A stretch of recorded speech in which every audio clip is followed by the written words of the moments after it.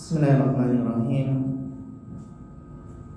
Alhamdulillah, wassalatu wassalamu ala Rasulillah wa ala alihi wa sahbihi wa man tabi'ahum bi ihsanin ila yaumiddin, amma ba'd.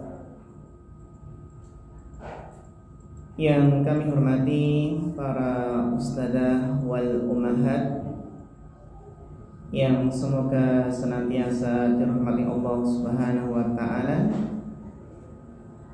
Alhamdulillah, tidak lupa marilah kita meningkatkan rasa syukur kita kehadirat Allah Subhanahu wa taala, yang mana di kesempatan pagi yang berbahagia ini kita masih diberikan limpahan taufik dan karunia-Nya sehingga kita bisa kembali melanjutkan kajian fikih tarbiyatul abna, fikih pendidikan anak, atau kajian parenting di kesempatan yang berbahagia ini.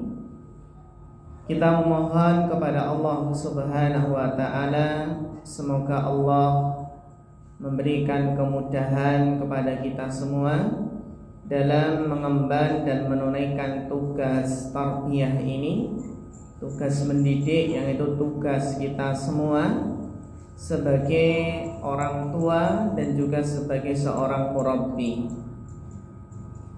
yang kita berharap ketika kita terus senantiasa istiqomah, ada keinginan untuk menambah ilmu, mengupgrade kemampuan kita di dalam tarbiyah.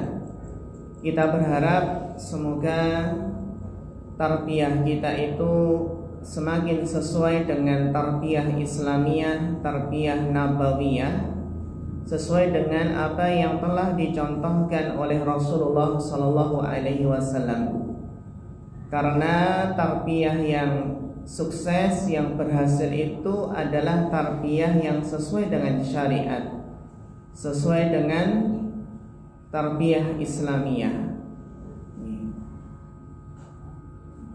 Sehingga para ustadzah wal ummahat yang dirahmati Allah Subhanahu wa taala, harus kita sisihkan waktu untuk belajar dan terus belajar, terutama bagaimana belajar mendidik anak agar semakin baik dari yang sebelumnya, atau ketika ada kesalahan di dalam menerapkan suatu metode, kita bisa segera tahu dan segera memperbaikinya. Karena kalau tidak belajar, tentunya seseorang itu tidak tahu, bisa jadi dia melakukan sebuah kesalahan.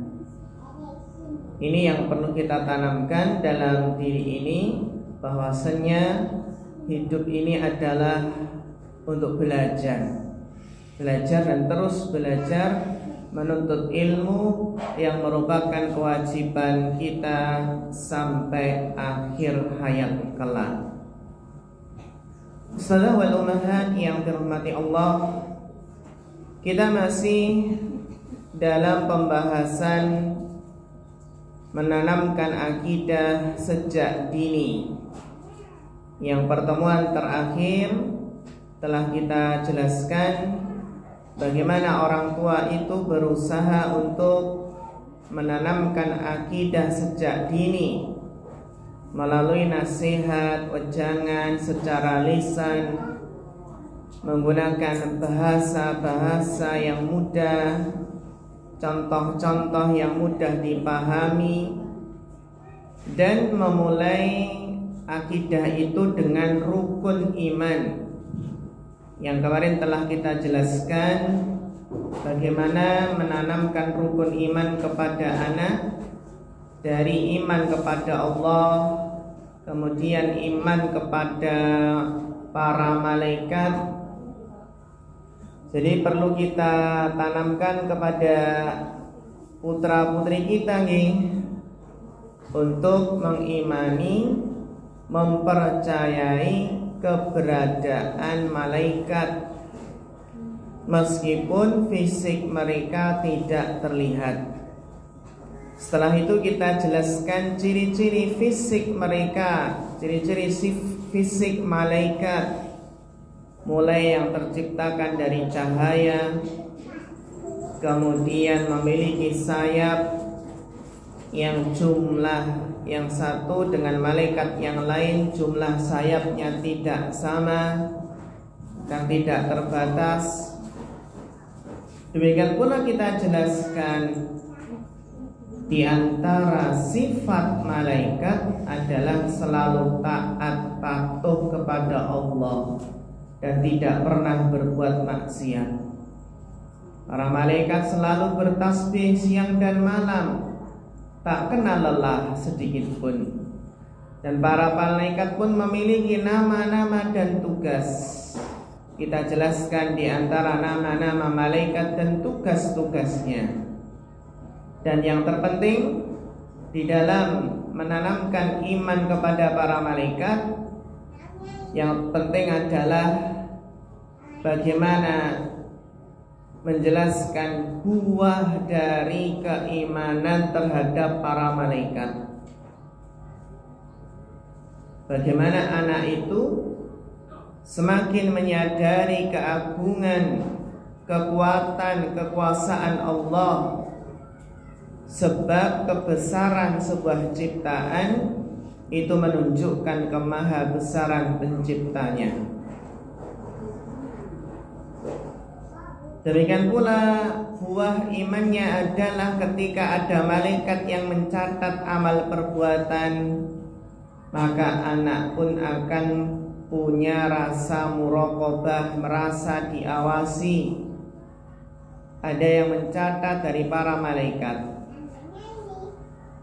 Dan orang beriman itu juga akan tenang ketika menapaki jalan iman, karena yakin bahwasannya akan senantiasa ditemani malaikat dalam meniti jalan tersebut. Terlebih lagi kalau beriman adanya malaikat maut, malaikat pencabut nyawa, yang itu seseorang akan berusaha taat, berusaha siap, karena malaikat maut itu mencabut nyawa dimanapun dan kapanpun orang berada. Jadi penting ditumbuhkan buah iman kepada para malaikat. Setelah itu berpindah kepada rukun iman yang ketiga, yaitu iman kepada kitab-kitab Allah. Harus kita tanamkan dalam anak kita. Nah, orang hidup itu butuh pedoman, butuh petunjuk. Kalau ingin bahagia, ingin sukses, ingin beruntung, maka harus berpegang teguh dengan Al-Quran. Jadi aturan hidup itu sudah ada, ya sudah termaktub di dalam kitab-kitab yang telah Allah turunkan. Jangan sampai seseorang itu ragu dengan Al-Quran, apalagi na'udzubillah ingkar dengan Al-Quran. Karena kalau kita perhatikan nih, ternyata ada yang meragukan atau ada yang tidak percaya dengan Al-Quran. Pernah ada sebuah kisah yang menunjukkan betapa seseorang itu akhir hidupnya itu ditutup sebagaimana kebiasaannya. Ada seorang anak menceritakan bahwasannya dia memiliki ayah yang selalu berbuat dosa dan maksiat, sering berbuat zina. Kemudian ketika sang ayah sakit menjelang kematiannya, padahal selama hidupnya ini orang ini selalu berbuat maksiat. Nah, ketika sedang sakit parah, sang ayah tersebut minta kepada anaknya, supaya diambilkan mushaf Al-Qur'an. Tiba-tiba dia pengen diambilkan mushaf Al-Qur'an. Kira-kira anaknya seneng nggak? Seneng ya. Biasanya ketika hidup itu bermaksiat, minum minuman keras, berzina, nggak sholat. Lah ini ketika sakit parah, mau sakaratul maut itu malah minta mushaf Al-Qur'an. Akhirnya sang anak pun senang mendengarnya dan segera diambilkannya Al-Qur'an tersebut. Setelah itu apa yang terjadi? Sang ayah tersebut yang baru sakit parah, naudzubillah, ternyata mengumpulkan ludahnya kemudian meludahi Al-Qur'an dan mengatakan, aku kafir dengan Al-Qur'an.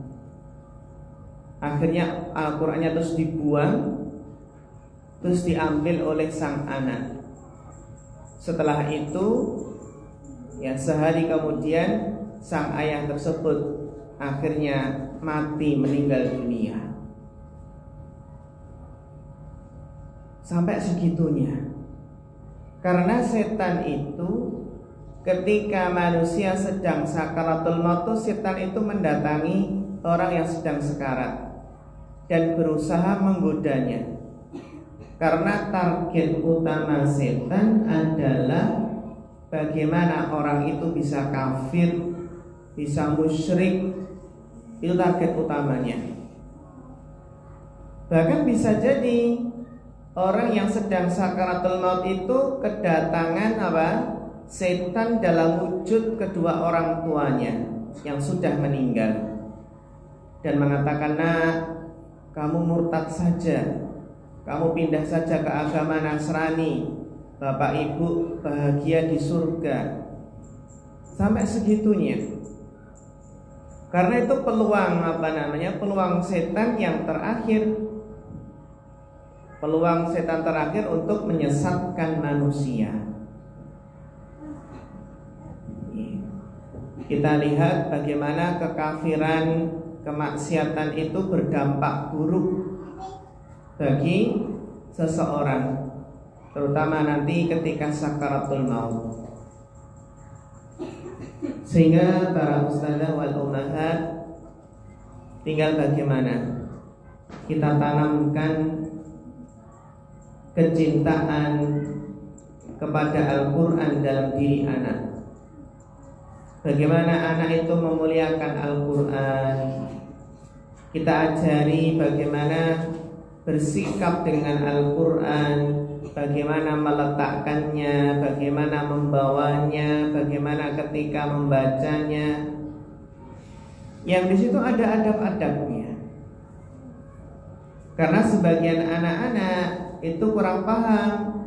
Kadang ketika naruh Al-Qur'an dilempar, atau Al-Qur'an ditumpuk di paling bawah sendiri di atas buku-buku yang banyak. Ya seharusnya Al-Qur'an yang paling atas. Terutama sebagian anak-anak menaruh Al-Qur'an di mana? Di bawah. Menaruh Al-Qur'an di bawah. Juga nggak boleh menaruh Al-Qur'an di jok motor. Terus jok motornya kita duduki.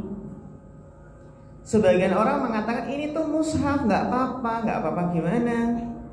Katanya mushaf.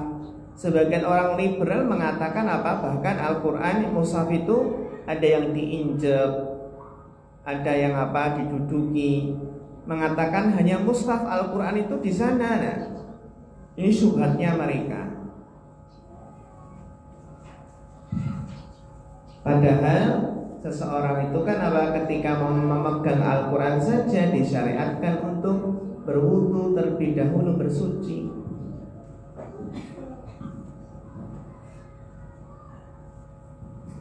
Jadi kita tanamkan bagaimana anak itu memuliakan Al-Quran, menghormati, mengagungkan. Juga penting kita tanamkan keaslian Al-Quran. Jadi Al-Quran itu terjaga keasliannya sejak diturunkan sampai hari kiamat. Setelah itu kita tanamkan agar rutin membacanya. Kita jadwalkan di rumah, entah itu 10 menit atau 15 menit untuk membaca Al-Quran. Jadi anak di rumah itu juga kita tugaskan ketika sudah bisa baca Al-Quran, maka kita jadwal agar cinta Al-Quran dan sering membaca Al-Quran. Setelah itu kita latih, anak juga kita latih untuk memahami Al-Quran secara bertahap. Terutama anak itu juga penting punya terjemahan Al-Quran, sehingga ketika anak baca Al-Quran kita minta untuk menerjemahkannya. Coba nak dibaca terjemahannya. Kita pun juga dapat faedah dari terjemahan Al-Quran tersebut, termasuk melatih anak memahami Al-Quran. Juga penting untuk kita ajak untuk menghadiri pengajian tafsir Al-Quran. Jadi penting ternyata penting sekali kita itu punya pengajian khusus tentang tafsir Al-Quran.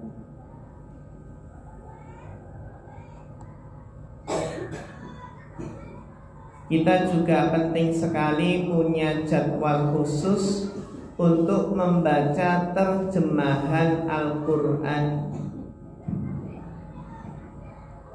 Kita yakin kalau membaca itu sudah khatam dari Al-Fatihah sampai An-Nas. Kita mungkin sering khatam berkali-kali terutama ketika Ramadan. Namun kita kan belum khatam membaca terjemahan Al-Quran. Coba kita agendakan rutin itu membaca terjemahan Al-Quran. Itu Masya Allah faedahnya sangat besar sekali.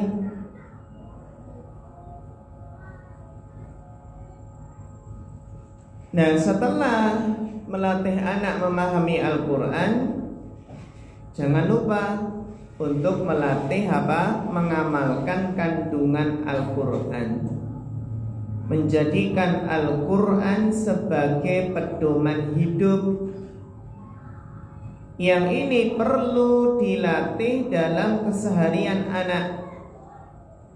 Contoh, saat mengerjakan suatu perilaku yang baik, perilaku mulia, maka kita terangkan kepada anak bahwasannya perilaku yang mulia ini diperintahkan dalam Al-Quran. Misalnya ketika kita ingin menanamkan kandungan Al-Quran tentang kejujuran, rendah hati, sayang terhadap sesama, berbakti kepada orang tua, berbagai akhlak yang terpuji, maka kita jelaskan ini ada perintahnya di Al-Quran. Sebaliknya ketika ingin mengingatkan anak dari perilaku yang tercela, kita jelaskan bahwa perilaku tersebut dilarang dalam Al-Quran, sehingga anak itu terbiasa merujuk kepada Al-Quran. Ketika kita menjelaskan bahayanya sombong, dusta, zalim, Maka kita jelaskan bahwasanya apa? Ini adalah dilarang dalam Al-Quran.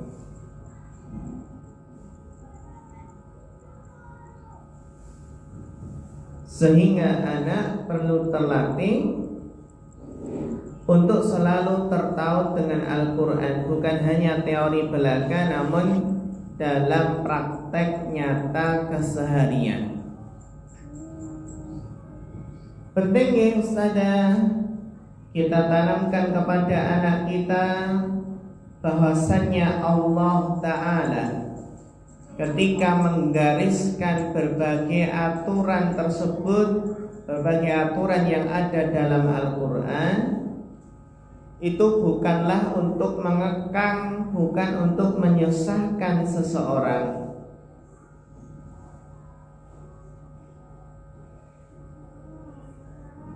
Namun semata-mata bentuk kasih sayang Allah kepada kita.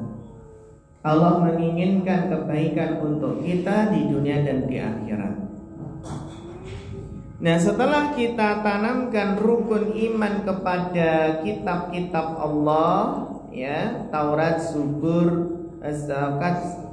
Zabur, Injil dan Al-Quran, maka kita tanamkan beriman kepada Rasul Allah. Para ustadzah wal ummahat yang dirahmati Allah, dalam mengarungi kehidupan yang fana ini, setiap insan membutuhkan pembimbing agar tidak tersesat, agar tidak salah jalan. Seorang Rasul merupakan seorang laki-laki yang diutus Allah ke muka bumi untuk mengajarkan umat manusia hal-hal yang mendatangkan kemaslahatan mereka di dunia dan di akhirat. Para Rasul ini, mereka adalah para manusia pilihan yang memiliki kesempurnaan sifat dan perilaku, jujur, amanah, cerdas, fasih, sabar, patuh, suci dari kesalahan, dan masih banyak lagi kesempurnaan yang dimiliki oleh para Rasul.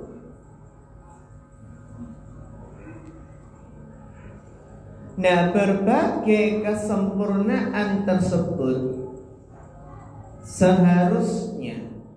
seharusnya menjadikan salah satu alasan terkuat bagi kita untuk memilih mereka para Rasul sebagai idola dan panutan.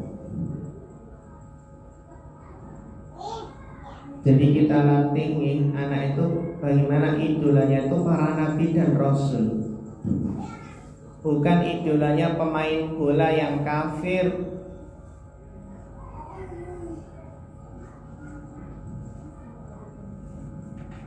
Bukan apalagi, bukan artis-artis Korea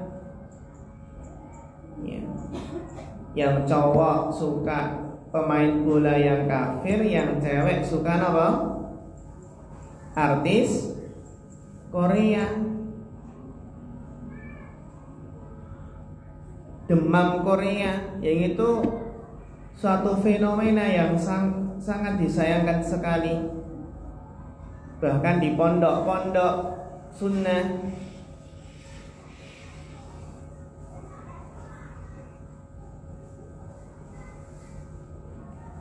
sehingga kedudukan para rasul itu sangat istimewa dalam agama kita, menjadikan keimanan terhadap mereka para rasul itu adalah salah satu rukun iman. Antu'mina billahi wa malaikatihi wa kutubihi wa rusulihi wal yaumil akhir wa tu'mina bil qadari khairihi wa syarrihi. Kita ajarkan kepada anak-anak kita nih bahwasannya para nabi dan rasul itu jumlahnya amatlah banyak. Kita perlu mengajari nama-nama rasul yang telah Allah kisahkan dalam Al-Quran. Adam, Idris, Nuhud, Soleh, Ibrahim, Lut, Yunus, Ismail, Ishak, Yakub, Yusuf, Ayub, Syuaib, Musa, Harun, Ilyasa, Dzulkifli, Daud, Zakaria, Sulaiman, Ilyas, Yahya, Isa, Muhammad sallallahu alaihi wassalatu wassalam. Ya, semuanya wajib kita imani secara global. Dan gak boleh mengingkari satu nabi atau rasul. Gak percaya dengan satu nabi atau rasul, maka berarti gak percaya semua. Terkhusus nabi yang terakhir, yakni Rasulullah sallallahu alaihi wasallam, karena beliau diutus kepada umat Islam, maka itu adalah sesuatu yang lebih spesial. Namun tidak boleh pada taraf mengkultuskan. Mengkultuskan itu seperti memposisikan beliau seperti Tuhan. Nah, yang wajib kita ajarkan bagaimana anak itu mau mentaati perintah Rasulullah Shallallahu Alaihi Wasallam, mengagungkan hadis Nabi. Kalau dibacakan hadis itu perhatian dan berusaha melaksanakan isi kandungannya. Bagaimana menanamkan pada diri anak untuk menjauhi larangan dalam hadis, menjauhi larangan Rasulullah Sallallahu Alaihi Wasallam. Ya, kalau Nabi melarang ini, ya berarti harus ditaati. Kemudian menanamkan pada diri anak bagaimana mempercayai, meyakini setiap berita yang Nabi sampaikan.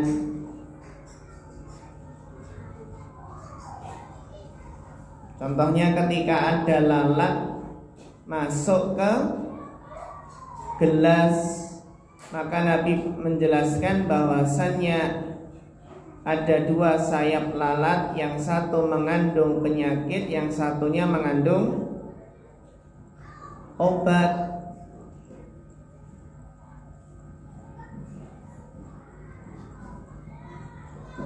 Kita tanamkan pada diri anak bagaimana beribadah itu dengan tata cara yang telah diajarkan oleh Rasulullah SAW. Dan kita jelaskan, meskipun para rasul diutus untuk umat yang berbeda-beda, namun inti ajaran yang mereka bawa adalah sama. Semuanya berdakwah kepada tauhid dan mencegah umat dari perbuatan syirik.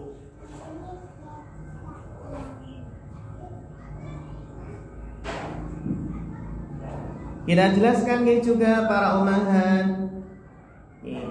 Jelaskan apa? Ya, mukjizat. Bahwasanya para nabi dan rasul itu dalam mengemban tugas yang mulia itu dibekali oleh Allah dengan mukjizat, agar umat manusia lebih percaya terhadap apa yang dibawa oleh para nabi. Dan mukjizat itu kan hal-hal yang luar biasa, yang tidak sanggup dilakukan oleh manusia biasa.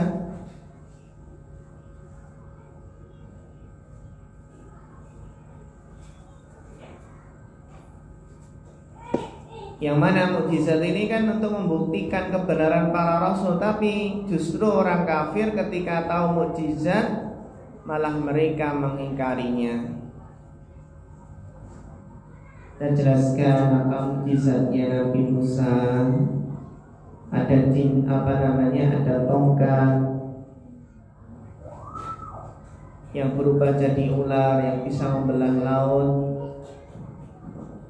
Mukjizatnya Nabi Isa bisa menyembuhkan orang sakit.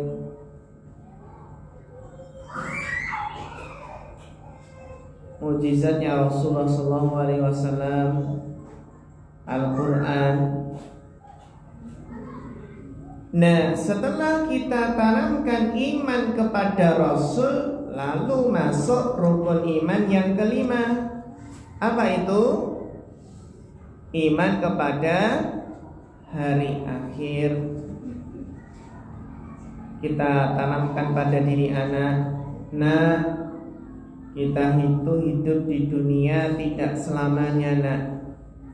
Ada saatnya, nak, kita harus meninggalkan dunia yang fana ini untuk kemudian mempertanggungjawabkan perbuatan kita, yaitu di hari kiamat kelak. Ajarkan kepada anak sejak dini bahwa kita wajib meyakini adanya hari kiamat. Anak-anak kalau diceritain tentang hari kiamat kan senang biasanya. Allah telah mengabarkan tentang kejadian hari kiamat itu banyak tersebut dalam ayat-ayat Al-Quran. Bahkan hampir-hampir di setiap halaman Al-Quran disinggung tentang hal tersebut. Dan Rasulullah SAW pun telah menyampaikan hal itu.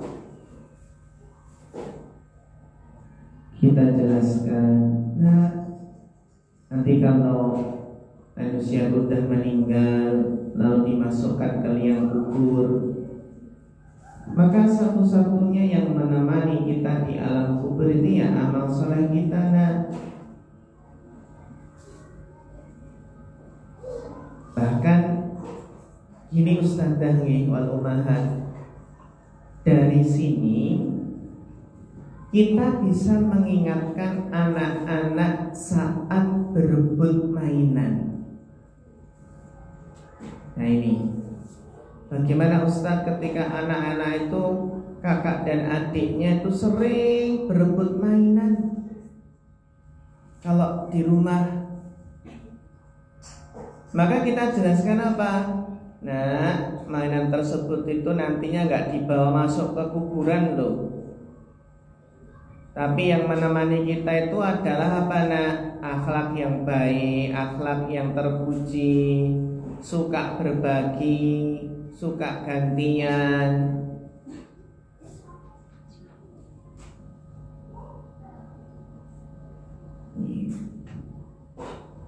Kita jelaskan juga apa? Tentang tanda-tanda hari kiamat. Ada tanda-tanda yang besar maupun tanda-tanda yang kecil.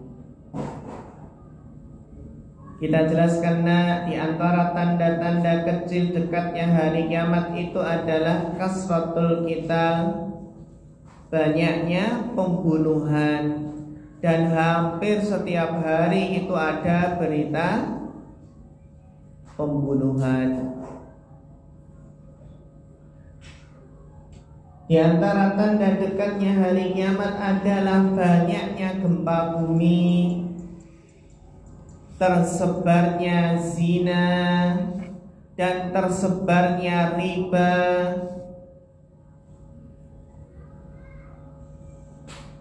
Tanda kecil di sini bukan berarti bahwa kejadian dan perbuatan tersebut ringan, bukan. Namun maksudnya, tanda kecil itu adalah maksudnya bahasanya kejadian itu terjadi apa? Ya agak jauh sebelum datangnya hari kiamat.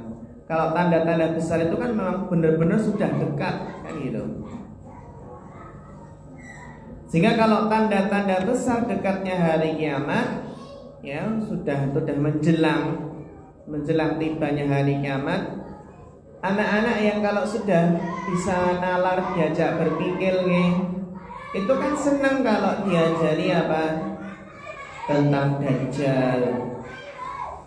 Daripada kisah-kisah fiktif, ya nggak apa-apa kita tanamkan ataupun kita ajari tentang kemunculan Dajjal yang matanya satu, rambutnya keriting,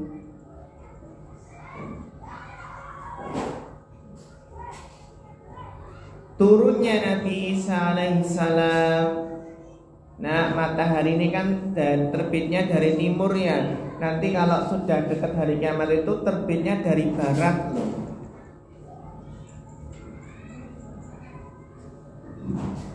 Munculnya penenggelaman ya di bumi bagian timur, barat dan Jaziratul Arab. Ketika terjadi hari kiamat, nanti ada tiupan sangkakala. Jadi daripada kita mendongeng dengan dongeng yang dongeng yang tidak berfaedah, lebih baik kita jelaskan kejadian-kejadian yang akan terjadi nanti di hari kiamat. Dimulai dari tiupan sangkakala yang pertama, sehingga semua makhluk yang ada di langit dan bumi semuanya mati. Setelah itu diiringi dengan tiupan yang kedua untuk membangkitkan manusia dari kuburnya. Jadi ketika sangkakala itu ditiup maka matilah semua makhluk yang ada di langit dan di bumi. Termasuk para malaikat yang ada di langit, termasuk mati betul? Mati nggih? Terus malaikat maut kira-kira juga mati enggak? Nah ini, ketika Allah takdirkan terjadinya hari kiamat, apakah malaikat maut juga mati? Terus malaikat-malaikat besar ya, malaikat-malaikat yang istimewa seperti malaikat Jibril, Mikail, Israfil itu apakah juga mati? Kalau malaikat Israfil juga mati, berarti setelah meniup sangkakala juga mati. Nah itu ada penjelasan dari para ulama yang menjelaskan hal tersebut.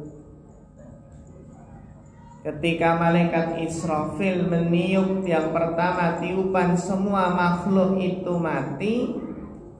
Apakah termasuk malaikat Israfil juga mati? Apakah malaikat pencabut nyawa, malakul maut juga juga mati? Jibril, Mikail, Israfil, malakul maut. Nah setelah itu nanti akan ditiupkan dengan tiupan yang kedua, sehingga para makhluk pun akhirnya dikumpulkan di padang mahsyar untuk dimintai pertanggungjawaban amal. Setelah itu kita jelaskan, nanti akan ditimbang amalan itu, nanti akan menyeberangi jembatan. Terakhir nanti manusia akan menempati salah satu dari dua tempat, yaitu surga atau neraka. Kalau orang beriman nanti akan dimasukkan ke dalam surga. Selain mereka maka akan dijebloskan ke dalam neraka jahanam. Sering-sering para ustadzah wal ummahat sering-sering mengingatkan anak tentang surga dan neraka. Jadi saat memotivasi anak agar rajin beribadah, rajin sholat, rajin puasa, rajin berbakti kepada orang tua, maka iming-imingilah dengan kenikmatan surga yang menanti. Ditambah bahwasanya apa, ibadah mereka itu merupakan ungkapan rasa cinta kita kepada Allah. Ya. Jadi kasih motivasi surga, pahala. Sebaliknya ketika saat melarang anak-anak dari melakukan dosa dan maksiat,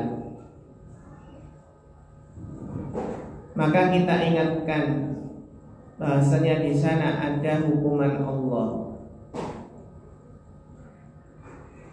ada adab Allah yang pedih.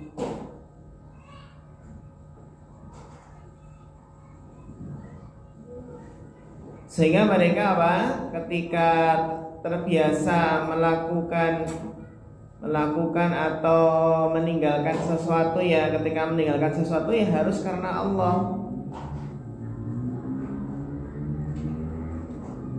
Nah, ini juga penting sekali bagaimana menanamkan keimanan kita, keimanan itu kepada diri anak,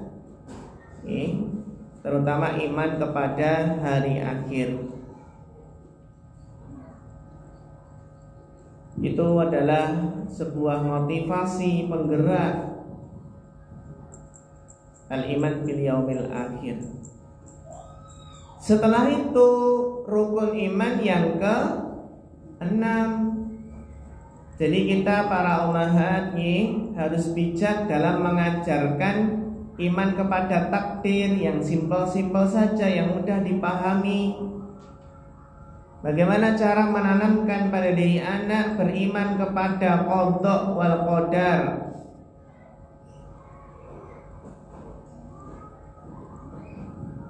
Jadi menanamkan pada diri anak kita dengan meyakini dengan pasti bahwa segala sesuatu yang baik maupun yang buruk semuanya itu terjadi atas takdir Allah. Semuanya itu terjadi atas takdir Allah.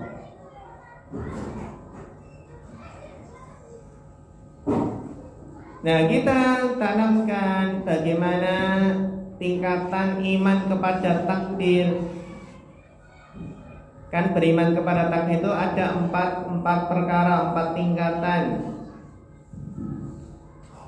Yang pertama adalah meyakini bahwa Allah mengetahui segala sesuatu.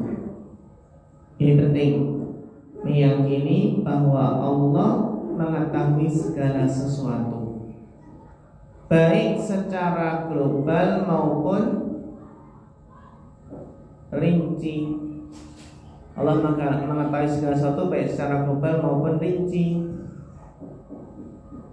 Nah, kira-kira ketika kita tanamkan bahwasanya Allah itu mengetahui segala sesuatu baik secara global maupun rinci, apa faedahnya? Di antara buah positifnya adalah seorang hamba akan mengetahui betapa luasnya ilmu Allah, betapa luasnya pengetahuan Allah. Sehingga anak itu akan terdorong untuk mengagungkan Allah dengan sebenar-benarnya. Ini yang pertama, tingkatan iman kepada takdir yang pertama. Pada takdir yang pertama tingkatannya apa? Meyakini bahwasanya Allah mengetahui segala sesuatu, baik global maupun rinci. Tingkatan yang kedua adalah al-imanu bil kitabah, meyakini bahwasanya Allah telah menulis segala sesuatu kejadian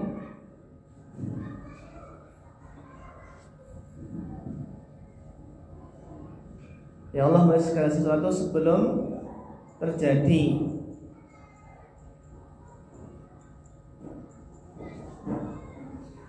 Maka kita tanamkan ketika Allah sudah menulis segala sesuatu termasuk rizkinya, maka kita yakin bahwasanya rizki yang ada di dalam kehidupan dunia ini sudah diatur oleh Allah. Jodoh, umur, ajal, tempat kembali kelak, semuanya adalah sudah sudah ditakdirkan, sudah ditulis di Lauhul Mahfuz sana.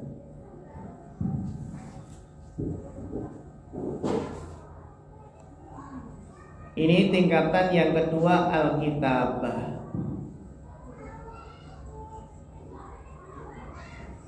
Kemudian tingkatan yang ketiga, yaitu menanamkan keyakinan pada diri anak bahwasannya segala sesuatu yang terjadi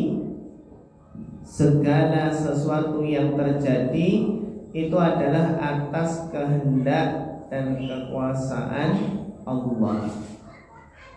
Segala sesuatu yang terjadi itu atas kehendak dan kekuasaan Allah. Semua terjadi atas kehendak Allah. Maka dalam memahami hal ini, kita akan lebih bersikap ridho. Kita akan lebih bersikap ridho menerima segala keputusan Allah. Baik jika anak sakit atau tertimpa musibah atau kehilangan sesuatu, maka apa? Kita berusaha untuk menunjukkan sikap tenang. Niki nggih para ustadzah wal ummahat, di antara buah iman kepada takdir itu bawaan seseorang itu tenang, tentram. Kalau jawabannya apa? Kalau jawabannya tidak apa? Kemerungsung ya. Ya, tidak kemerungsung. Jadi masya Allah, tenang tapi nggih sungguh-sungguh serius. Jadi orang yang imannya kepada takdir itu kuat, maka dia akan ridho menerima segala keputusan Allah. Ketika anak sakit atau kehilangan sesuatu, tertimpa musibah, maka kita pun berusaha untuk menunjukkan sikap tenang. Lalu katakan kepada anak ketika mainannya hilang, ketika mainannya jatuh. Ini ketika anak kehilangan mainannya, bisa kita tanamkan iman kepada takdir. Kita katakan, nah, mainannya hilang ya. Ya sudah, ini kan sudah takdir Allah, sudah ketentuan Allah. Allah ingin memuji kita nak, karena Allah itu sayang kepada kita. Maka apa? Tetap berbahagialah atas ujian tersebut. Tetap tenanglah. Ini yang ketiga, segala sesuatu itu adalah sudah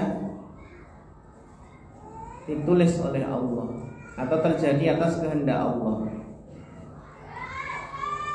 Nah, kemudian tingkatan yang keempat adalah apa? Meyakini bahwa Allah lah yang menciptakan segala sesuatu. Meyakini bahwa Allah lah yang menciptakan segala sesuatu. Sehingga dengan hal ini seseorang bisa mengkikis berbagai penyakit sosial yang menimpa masyarakat.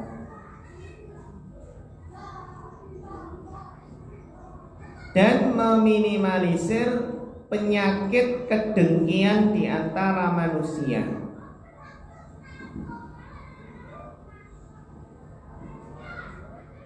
Nah, kan gitu. Jadi mengikis berbagai penyakit sosial yang menimpa masyarakat, meminimalisir penyakit dengki di antara kaum muslimin. Sehingga seorang hamba tidak boleh iri dan dengki atas karunia Allah kepada orang lain. Sebab Allah lah yang memberi rizki dan menakdirkannya. Gak boleh iri, gak boleh dengki. Para ustadzah yang dirahmati Allah nih, orang itu akan tenang, akan tentram hidupnya itu apabila tidak terlalu ikut campur dalam urusan orang lain.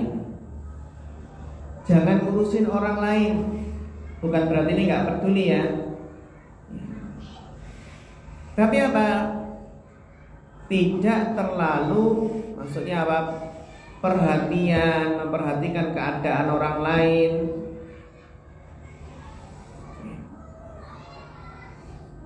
Intinya tidak terlalu ikut campur ini, jangan ikut campur. Karena apa? Karena kalau urusin orang lain nanti malah menjadikan hidupnya nggak tenang. Dan urusi diri sendiri.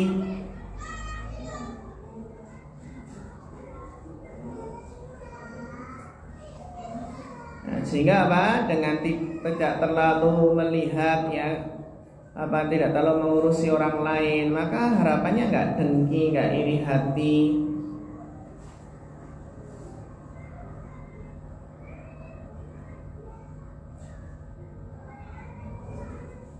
Maka para ustadzah wal ummahat yang dirahmati Allah Subhanahu wa taala, ya bagaimana kita menanamkan keimanan ini kepada anak didik kita. Iman kepada takdir yang itu akan menjadikan hidup seseorang itu akan lebih tenang. Karena para ustadzah wal ummahat yang dirahmati Allah, memang menanamkan iman ini ya tidak mudah. Kayak masalah i'tiqad, masalah keyakinan dalam hati nggak kelihatan. Beda dengan ya fikih. Ya, fikih yang di situ apa? Kelihatan atau langsung dipraktekkan, fikih sholat dan lain sebagainya. Namun akidah ini adalah abstrak ya, nggak kelihatan, sehingga apa? Sehingga perlu kita ulang-ulangi masalah akidah ini. Para ulama menjelaskan kalau mungkin fikih sholat ya sudah tahu tata cara sholat, ya mungkin apa? Ya sudah paham gitu, meskipun nggak diulang-ulangi. Tapi kalau masalah akidah itu butuh peresapan, sehingga harus sering diulang-ulang pelajaran akidah itu. Kitab tauhid harus sering diulang-ulang.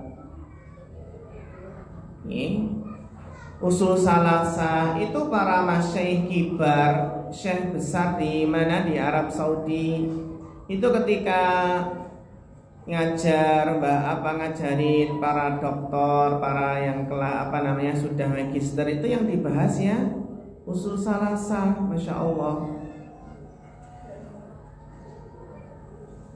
Karena ini sebagai pondasinya.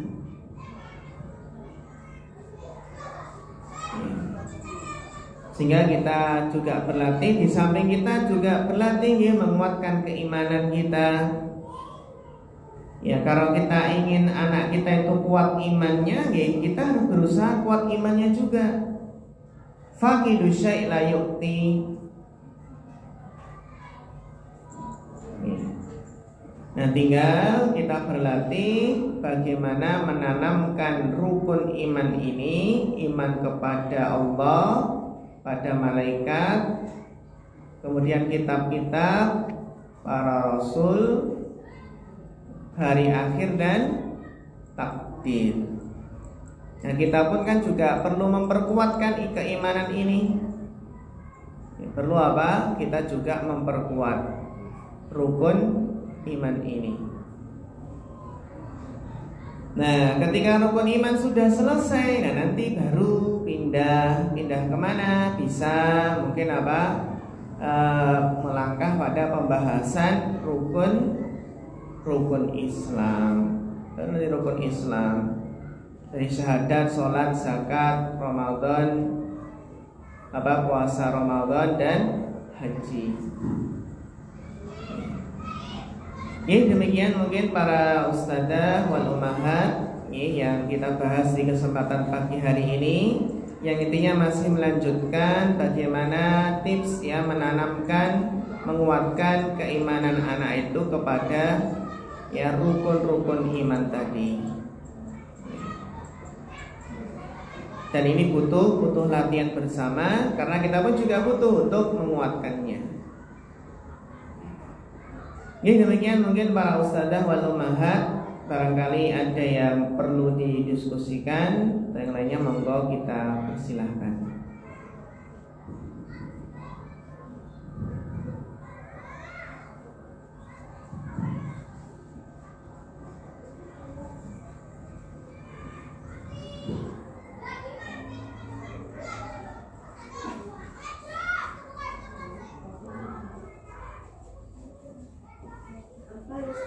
Iya, monggo. Hanya yang materi kemarin tentang malaikat itu berarti terus kalau malaikat itu memang jumlahnya banyak nih, seperti Nabi Dawud juga bisa dikatakan beribu atau banyaknya itu mungkin bisa dijelaskan. Yang pertama, kemudian yang kedua tentang melatih anak mengimani takdir itu tadi. Biasanya karena anak kecil itu kita kadang sudah melatih diri kita untuk meyakini bahwa semua sudah memang takdir. Misalnya anak membawa gelas itu, kita udah ingatkan hati-hati nak, nanti licin gelasnya, kemudian jatuh beneran kedarurat jatuh, itu kita sudah kedarurat tapi hati kita masih masih makan diri sama anak gitu.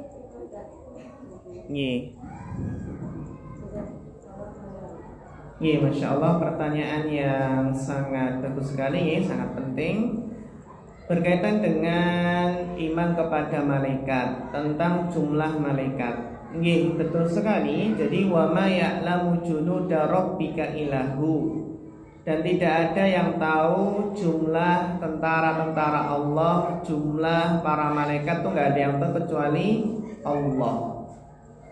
Nah, kita cukup menjelaskan bahwasanya jumlah malaikat itu banyak sekali.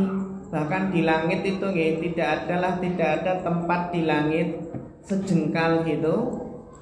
Jarak sejengkal itu tidak ada tempat di langit itu yang jaraknya sejengkal, melainkan di situ ada malaikat yang beribadah kepada Allah.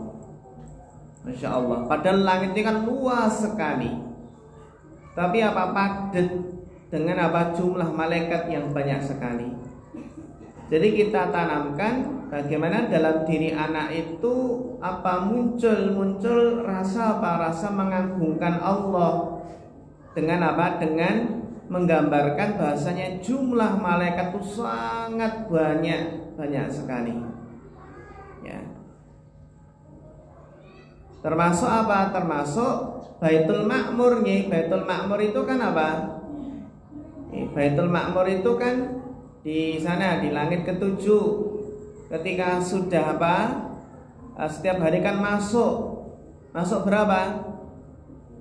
Puluhan ribu masuk malaikat, dan ketika sudah masuk maka berganti terus, nggak masuk lagi, bergantian terus. Ya, setiap hari masuk lagi di Baitul Ma'mur tersebut. Jumlahnya banyak sekali. Sehingga kita tanamkan dalam diri anak itu malaikat itu jumlahnya sangat banyak sekali. Dengan menggambarkan tadi dalam hadis tadi, tidaklah jarak sejengkal di langit itu, melainkan ada malaikat yang rukuk, sujud, beribadah kepada Allah Subhanahu wa taala. Termasuk kita ceritakan tentang Baitul Ma'mur tadi, bagaimana kondisi Baitul Ma'mur tadi. Jadi memang jumlahnya tidak terbatas dan sangat banyak sekali. Kemudian ketika iman kepada takdir nggih, buah iman kepada takdir bagaimana bentuk aplikasinya dalam kehidupan sehari-hari. Terutama contohnya ketika anak bawa gelas, sudah diingatkan hati-hati kok ternyata pecah, kan gitu nggih. Maka di sini apa? Ya kita sebagai orang tua pun juga benar qadarullah, ya sudah takdir Allah. Ketika kita sudah mengingatkan, ya supaya anak hati-hati, ternyata kok ya pecah, kan gitu. Jadi sudah benar, bahasanya kita menyikapinya dengan beriman kepada takdir qadarullah. Namun apa? Namun ketika di sisi anak ataupun pihak anak, maka beda lagi nanti. Maksudnya apa? Maksudnya kita tanamkan kalau sebuah kesalahan itu jangan berhujah dengan takdir. Kalau untuk pihak anak nih, ya kenapa kok pecah? Ya, ini karena apa? Salah adik, karena bawanya nggak hati-hati, kan gitu. Ya meskipun semuanya itu takdir Allah, qadarullah. Tapi kan kalau sebuah kesalahan itu kan tidak boleh berhujah dengan takdir. Sebuah maksiat, dosa, ketika seseorang berbohong terus dia mengatakan apa? Sudah takdir Allah. Kenapa kamu berbohong? Nah gimana sudah takdir Allah? Kenapa kamu mencuri? Sudah takdir Allah. Mungkin ketika ada anak mungkin mukul teman gitu di sekolah, terus pihak sekolah memanggil orang tua, ya anak saya jangan disalahkan, itu kan sudah takdir Allah, kan gitu. Ya. Jadi ketika melakukan kesalahan, ya terlebih melakukan dosa dan maksiat itu nggak boleh berhujah dengan takdir Allah, meskipun semuanya itu takdir Allah. Ya, termasuk presiden ya. Kalau presiden itu kan nggak boleh ketika apa? Contoh presiden Pak Jokowi itu presidennya para maling, presidennya para tukang korupsi, presidennya para begal. Seperti itu kan nggak etika. Ya meskipun ya semua begal, semua koruptor, semua yang maling, mencuri itu kan memang rakyatnya Pak Jokowi, tapi nggak boleh ya. Nggak, kalau disandarkan seperti itu, ya itu tidak beretika. Sebagaimana dahulu ada orang yang mencuri dan sama Amirul Mukminin Umar itu mau dipotong tangannya. Ya. Akhirnya dia yang mencuri ini berhujah, wahai Amirul Mukminin, apakah kamu hendak memotong tangan saya ya, orang yang mencuri? Saya yang mencuri itu karena takdir Allah. Kok kamu mau memotong tangan yang itu adalah saya mencuri ini takdir Allah? Kenapa Anda mau memotong tangan saya? Kira-kira apa jawaban Umar? Saya pun akan memotong tangan Anda, itu juga takdir Allah. Ya, saya pun memotong tangan Anda, itu juga takdir Allah. Itu nih. Nah, jadi apa? Ya di situ memang penting sekali ketika kita tanamkan ketika mainan rusak nih. Ketika rusak itu kesalahan anak. Ya di situ apa? Ya kita tanamkan bahasanya apa? Main rusak ini nggak apa-apa, lain kali hati-hati, ya, lain kali hati-hati, ya, supaya nggak rusak mainannya. Ya semoga nanti Allah mengganti dengan yang lebih baik. Ya. Ketika anak sudah berusaha belajar sungguh-sungguh, ternyata nilainya kok ya kurang, nggak apa-apa nak, sudah penting kamu sudah berusaha sungguh-sungguh. Ya sudah takdir Allah ini yang terbaik. Yang penting kita tanamkan bahasanya keputusan Allah, takdir Allah itulah yang terbaik untuk para hambanya. Ketika anak sakit juga demikian. Ketika anak sakit, ya ini sudah takdir Allah, ketentuan Allah ya untuk menguji kita, maka bersabar, minta kesembuhan kepada Allah. Kita pun yang dewasa nih, itu juga apa? Juga perlu terus menguatkan keimanannya kepada takdir. Kalau yakin nih, kalau seseorang itu imannya sangat kuat kepada takdir, itu yakin hatinya akan tenang, hatinya akan tenteram, gak akan gelisah, gak akan apa? Gak akan galau, karena dia sudah beriman kepada takdir. Ia serahkan kepada Allah, ia tawakal kepada Allah, ia bersandar kepada Allah, ia pasrah kepada Allah. Allah paham, Allah maha tahu mana yang terbaik untuk hambanya. Itu buah iman kepada takdir, hati akan tentram, hati akan nyaman. Wallahu ta'ala alam. Mungkin gitu yang bisa dijawab. Wonten malih?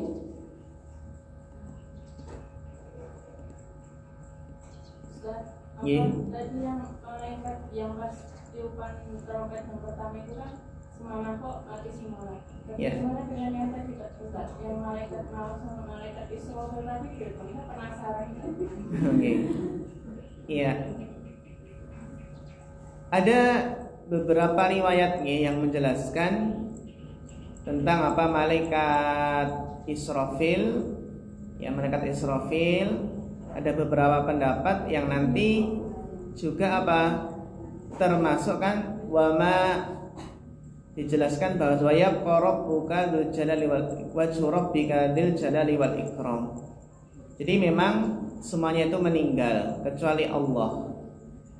Ya, sebagian ulama berpendapat nanti ketika malaikat Israfil itu meniup sangkakala, maka nanti malaikat Israfil pun juga akan meninggal, akan mati. Nah setelah itu Allah yang pertama kali nanti menghidupkan malaikat Israfil. Ya Allah menghidupkan malaikat Israfil agar malaikat Israfil apa? Meniup sangkakala yang kedua. Jadi nanti yang meniup sangkakala pun juga akan meninggal. Malaikat Israfil juga meninggal. Nah nanti ketika meninggal, Allah menghidupkan yang pertama kali siapa? Malaikat Israfil, agar nanti meniupkan tiupan yang kedua, yaitu tiupan sangkakala yang kedua, tiupan kebangkitan hidup lagi.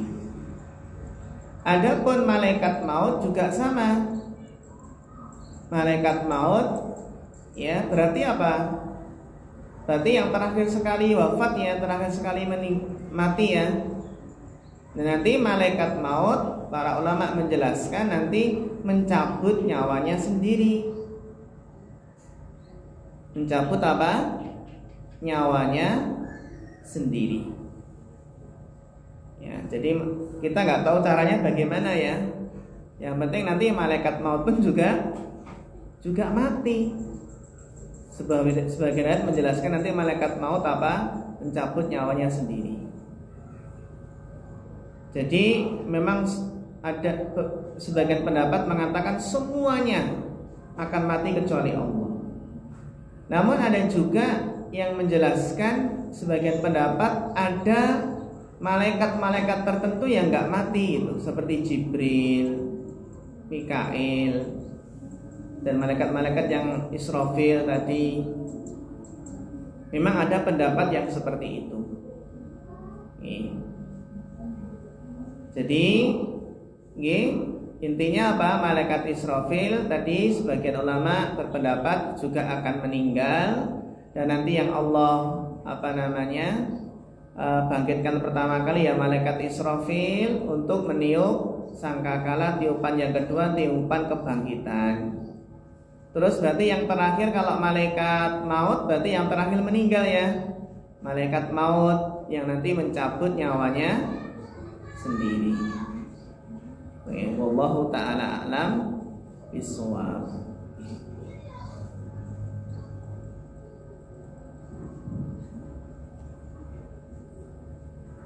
Nggih, sampun boten wonten? Nggih, menahipun boten wonten, kita cukupkan nggih kajian kita di kesempatan pagi hari ini. Mudah-mudahan bermanfaat nggih, dan bisa kita amalkan, bisa kita terapkan pada anak didik kita, buah hati kita. Semoga Allah memberikan kemudahan dan keistiqomahan. Demikian para ustadzah wal ummahat yang kita kaji. Ada kurang lebihnya mohon maaf. Fanas'alullah ta'ala al-huda wat tuqa wal afafa wal ghina. Fa akhirul kalam wassalamualaikum warahmatullahi wabarakatuh.